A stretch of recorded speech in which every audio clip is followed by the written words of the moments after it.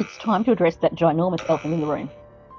That is, the suggestion that Megan is being victimised because of her disabilities, and the subsequent inference that she should be excused for her bad behaviours because she has ADHD and can't help it. I'm calling BS on this.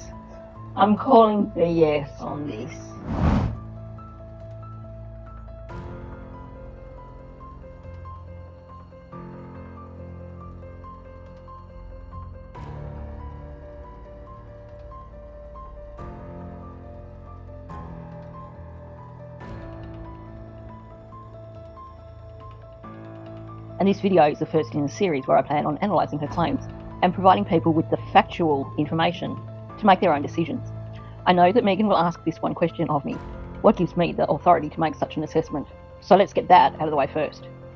I was diagnosed at an early age with ADHD. More specifically, I have combined attention deficit hyperactivity type ADHD. If you've ever done the test for ADHD and are therefore familiar with it, I literally tick all the criteria boxes. I'm about as ADHD as they come. This, of course, doesn't qualify me to act as an expert on ADHD. So many people who have ADHD actually have a rather poor understanding of what it truly is. I do, however, have a thorough understanding of ADHD, acquired from years of research. I believe that my knowledge of ADHD is approaching a level that could be considered as expert.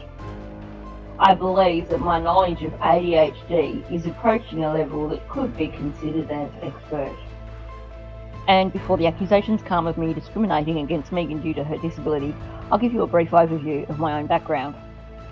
When I was quite young, my mother went back to uni and completed a postgraduate degree in special education. After graduating, she dedicated her life to working with children and adults with severe disabilities. She worked in schools for children with disabilities, ran a social group for adults with disabilities, ran yearly camps for those same people, and was amongst those individuals who, in the 1980s, advocated fiercely for the rights of people with disabilities and for such things as access ramps and disabled parking.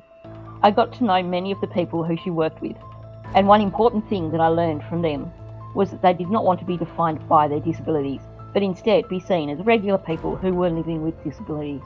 When I see Megan attempting to weaponise her disabilities, this makes me sad and makes me want to speak out and help people to better understand what allowances we may need to make for her.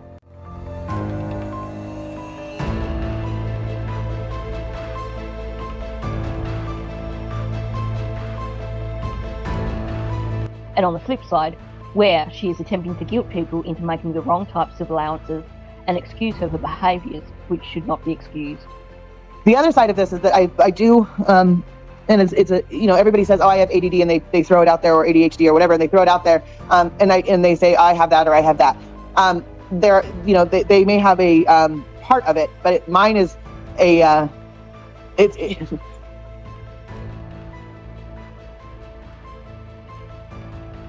If you've ever done the test for ADHD and are therefore familiar with it, I literally tick all the criteria boxes.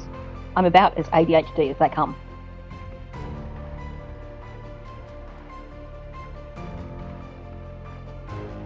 It's something that I have had to fight with my whole life, and with medication, with not being medicated, with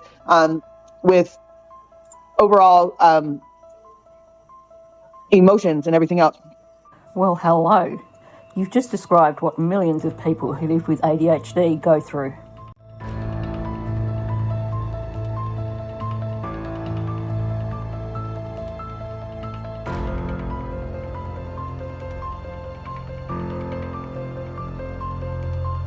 ADHD is genetic. Most people are born with it, and it is a lifelong struggle for every person with ADHD.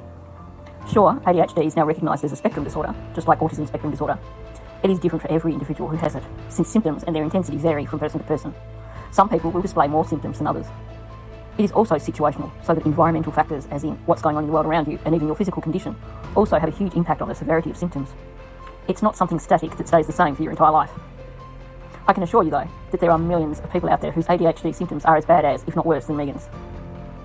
I can assure you, though, that there are millions of people out there whose ADHD symptoms are as bad as, if not worse than Megan's.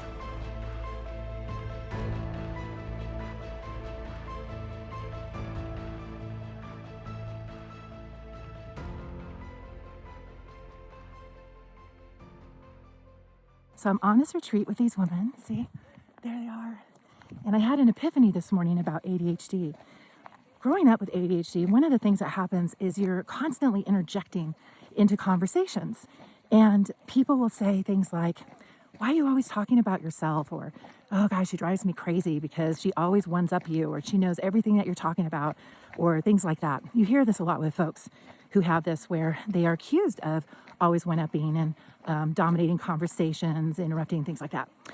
And what I realized is that everybody was talking is that every single comment each woman said, I had immediately a thought of something I wanted to contribute or say, or go, oh yeah, that happened to me. And you know what else happened? And I too had this experience, blah, blah, blah. Now, at this stage of the game, I've learned a social skill or two, and I've learned that not to do that, to just be quiet and not interject, even though I want to share that information. So I force myself not to say anything and to listen.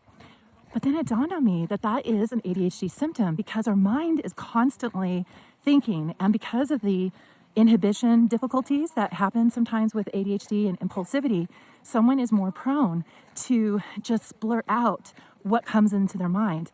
And they're so stimulated by the conversation that your mind is just going and thinking, and you have all this recall, you have all these ideas, all this creativity, and you're hyperverbal. And so you just want to chime in and tell everyone what, how you relate or how you contribute, things like that. But for those who don't have ADHD, look how beautiful this is. Look at that. For those who don't have ADHD, they don't understand it. So then they perceive it through their lens, which means that, oh, this person is narcissistic, or they are a drama queen, or this is all about them. They are selfish. They don't know how to be with people, things like that. And this is why folks who struggle with this have what we call rejection sensitivity dysphoria, is that because they've had so much negative feedback throughout their life, they become very sensitive to what people think about them, if they like them, if they enjoy them. And so they really don't know, like, how do I make that magic happen? Who do I need to be? What do I need to say to get people to like me and want to be with me?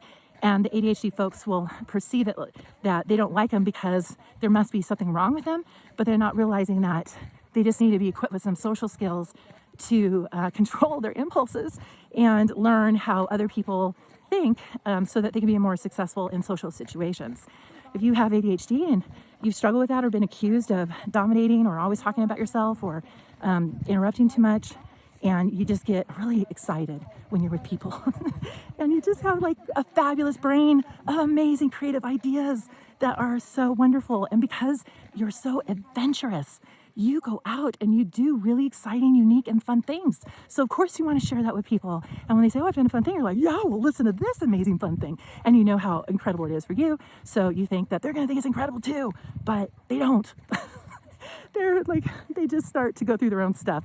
And so I just want to share that with you. And if you relate to this, please comment and share with me, and so we can start a conversation about this. I'd love to hear what you have to say and what your experience with that has been. And let me show you this beautiful area. I'm in Montana. Isn't that gorgeous? And see, I'm here on this hike talking to you, being all excited about my ideas, and that's what I'm talking about. So I'm glad I have this outlet.